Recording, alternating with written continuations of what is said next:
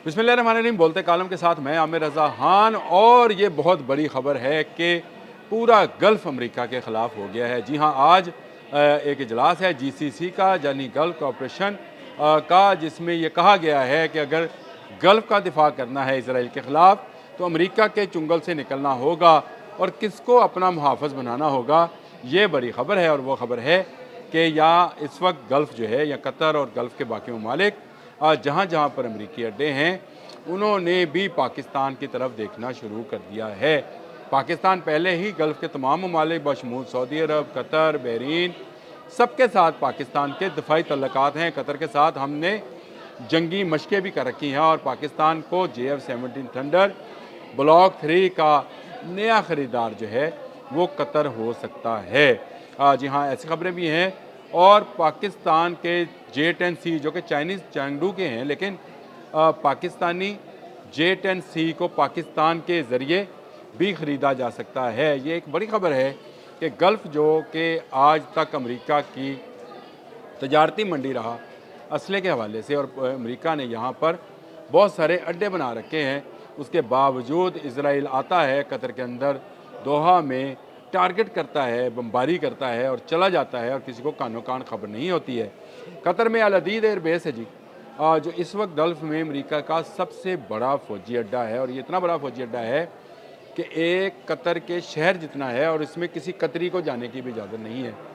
10,000 अमरीकी फ़ौजी जो हैं यहाँ पर तैनात हैं, जिनके पास अपने दिफा के लिए ऐसे ऐसे मिसाइल इंटरसेप्टर्स हैं, जिन्होंने इज़राइल पर आने वाले ईरान से जो मिसाइल थे उनको भी गिराया था, और अपने एयर बेस की जो हिफाजत है उसको भी वो यकीनी बनाते हैं। इनके पास वहाँ पर जहाज़ भी हैं, पायलट्स भी हैं, तमाम क्रू मौजूद है, रडार्स भी मौजूद हैं। लेकिन ये तमाम रडार्स आँखों को बंद कर कर, मुँह को बंद करके, कानों को बंद करके, वो 3 बंदर जिनका मुँह, आँखें और नाक बंद, कान बंद होते हैं, वो बनकर बैठे रहे।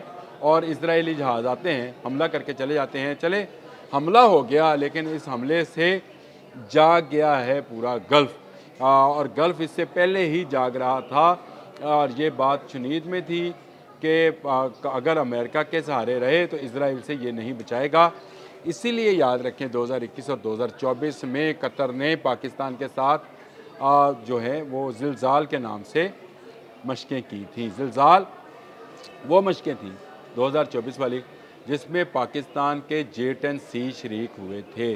जी हाँ, और J-10C और JF-17 थंडर को JF-17 थंडर के हवाले से अभी उस तरह की इतलात ही हैं कि उनका इस्तेमाल उस ज़िलज़ाल में किया गया था, जो उनकी फ़ज़ाई मशक़ें थीं। लेकिन इसकी तस्दीक नहीं, लेकिन J-10C की तस्दीक है, और कितने जहाज़ थे इसकी तस्दीक नहीं हो सकी है। लेकिन ये बात मुसद्दक़ा है कि J-10C ने इन मशक़ों में ज़िलज़ाल में हिस्सा लिया था। इसका मतलब ये है कि गल्फ़ की हुकूमतें अब अपने दिफा के लिए अमेरिका से हटकर पाकिस्तान और चीन की तरफ देख रही हैं, और आने वाले दिनों में पाकिस्तान से या चीन से, पाकिस्तान के रास्ते चीन के दिफाई निज़ाम को ख़रीदा जा सकता है। आज GCC की जो गल्फ़ कॉपरेशन की जो मीटिंग है, उसमें सऊदी वलीअहद शहज़ादा मोहम्मद बिन सलमान भी मौजूद हैं, कुवैती अमीर भी मौजूद हैं, अमारात के अमीर भी मौजूद हैं।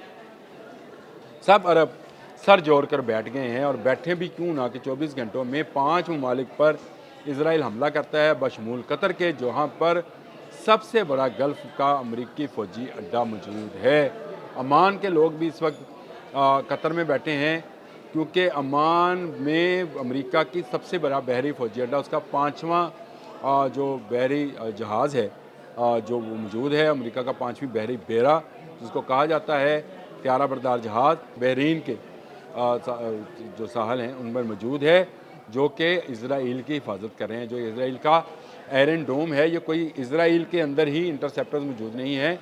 ये तमाम अमेरिकी फ़ौजी अड्डे वो जिस जिस मुल्क में भी हैं, वो इज़राइल की हिफाजत कर रहे हैं, इन ममालिक की हिफाजत नहीं कर रहे हैं। और ये शऊर जो है अब आना शुरू हो गया है।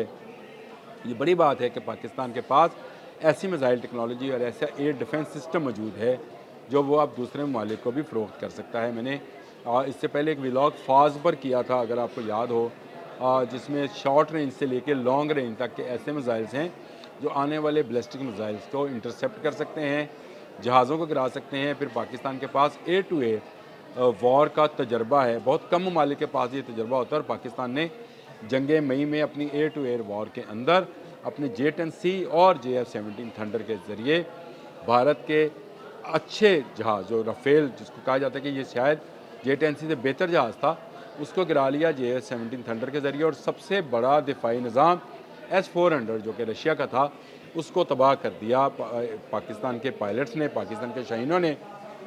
अब गल्फ अपनी हिफाजत के लिए पाकिस्तान की तरफ देख रहा है, और इस वक्त गल्फ़ के तकरीबन तमाम ममालिक जो हैं कतर में सर जोड़े बैठे हैं।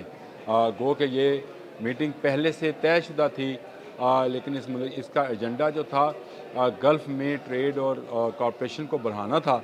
लेकिन अब ये मीटिंग जो है दफ़ाई नुक्ता नज़र से देखी जा रही है। गो अमेरिका का और इज़राइल का गठजोड़ जो है, उसने जो हमला कतर में किया, उससे ये बात साबित हो गई कि अब गल्फ़ के ममालिक जो हैं अपने दिफा के लिए अमेरिका से हटकर दूसरे ममालिक की तरफ देखेंगे। आपको पता है कि अमेरिका अपना सबसे ज़्यादा असला इसी इलाके में बेचता है, और जिसके साथ असला बेचता है उसके साथ मुआहदा करता है कि वो इसराइल पर हमला नहीं करेगा, चाहे वो मिस्र है, वो मिस्र अफ्रीका में है लेकिन अरब कंट्री है, अरबी बोली जाती है वहाँ पे, चाहे वो मिस्र है, चाहे वो कतर है, चाहे सऊदी अरब है, चाहे बहरीन है, चाहे कोई भी मुल्क है, उसके साथ जो दफ़ाई मुआहदा है उसमें जो है वो हमेशा ये कहता है कि आप इसराइल पर हमला नहीं कर सकते। इसीलिए तमाम ममालिक आहिस्ता आहिस्ता पाकिस्तान और तुर्की की तरफ ट्रांसफ़र हो रहे हैं।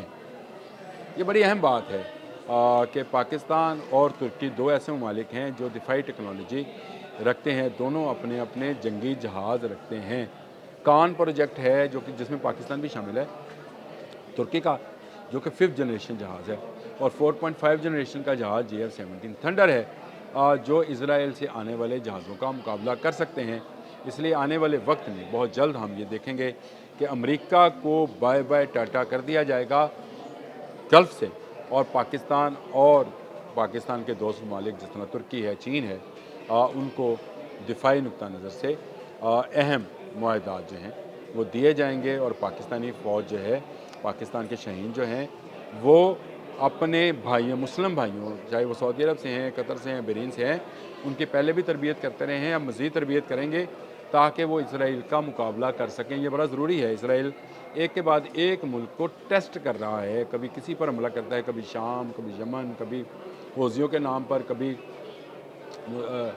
अब हमास के नाम पर हमला वो मुल्कों पे करता है। नाम वो ऐसी तंजीमों का लेता है जिनके मुतालिक उसका ख्याल है कि वो उसके दुश्मन है, ताकि ये ना कहा जाए कि उसने किसी मुल्क पर हमला किया है।